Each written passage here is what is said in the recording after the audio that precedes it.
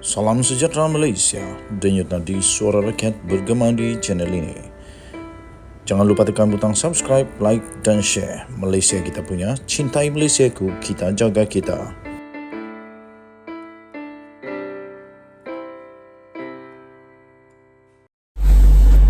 Salam sejahtera Malaysia, denyut nadi suara rakyat terus bergema di channel ini.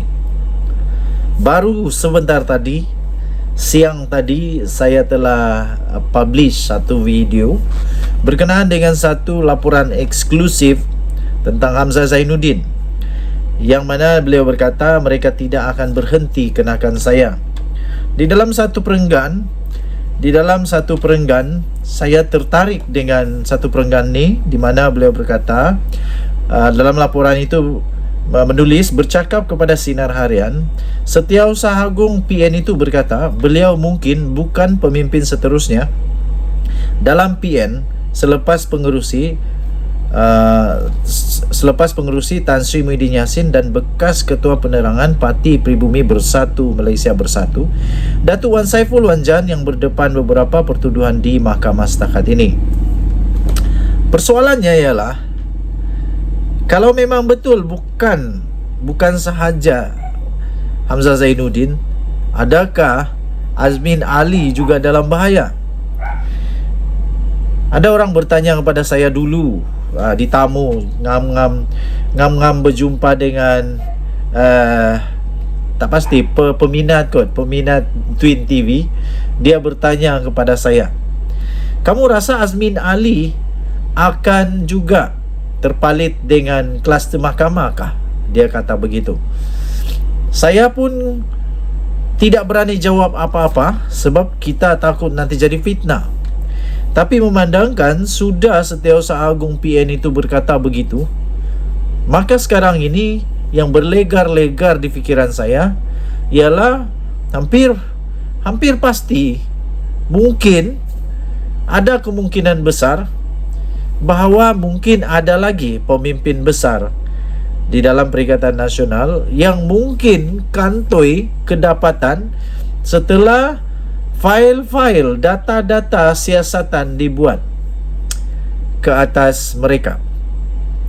Seperti kata Hamzah Zainuddin, beliau menyadari bahawa ada kelompok tertentu sedang sibuk menggunakan agensi kerajaan untuk menyelongkar sekiranya ada kesalahan beliau. Sekali lagi saya ingin jelaskan, Hamzah Zainuddin atau sesiapa sahaja pemimpin di dalam Perikatan Nasional, termasuk Azmin Ali, termasuk sesiapa saja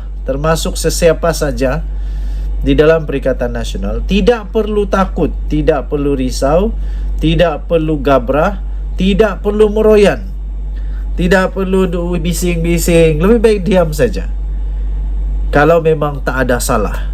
Tapi kalau ada salah, bising macam mana pun, meroyan macam mana pun, buat laporan polis kah, apakah, semua itu tak berhasil kalau memang ada bukti yang menunjukkan bahawa ada kes salah laku dan penyelewengan. Jadi saya pun tidak dapat juga untuk nyatakan Azmin Ali bakal kena ataupun tak kena. Yang pasti, siapa sajalah pemimpin, termasuklah dalam kerajaan, di luar kerajaan, penyokong kerajaan, pembangkang paling hangit, tidak kiralah siapa saja yang didapati ada bukti penyelewengan, yang didapati ada bukti penyalahgunaan kuasa, didapati ada rasuah, didapati apa sajalah yang melanggar undang-undang negara Malaysia, sekarang memang patut takut. Bukan sekadar Azmin Ali, tetapi semua orang patut takut. Denyut nadi suara rakyat bergema di channel ini. Bye-bye. Salam sejahtera Malaysia, denyut nadi suara rakyat bergema di channel ini. Terima kasih diucapkan kepada semua yang sudah bersama-sama dalam channel ini. Bagi anda yang belum lagi menekan butang subscribe, mohon kiranya untuk tekan butang subscribe, like dan share. Selamat berbuka puasa kepada semua umat Islam yang akan berbuka puasa. Bagi rakyat Sabah, Sarawak yang rasanya sudah lama buka puasa, selamat menjamu selera. Nampaknya Rafizi Ramli menang besar di mahkamah. Rafizi Ramli menang besar di mahkamah, dan kali ini kemenangan ini pasti akan membongkar lebih banyak rahsia, pasti akan dapat membongkar lebih banyak data maklumat yang sangat perlu berkenaan dengan satu syarikat yang pernah menjadi penyebab kepada debat di antara Anwar Ibrahim dan Najib Razak. Saya fikir debat waktu itu memang debat yang luar biasa, pertama kali diadakan di antara bakal Perdana Menteri dan juga bekas Perdana Menteri. Dan akhirnya mahkamah telah membenarkan permohonan Rafizi Ramli untuk mendapatkan dokumen atau dokumen gaji dan allowance bekas CEO Sapura Energy. Nah, ini amat-amat penting untuk melihat semula adakah kerajaan perlu bail out Sapura atau tidak.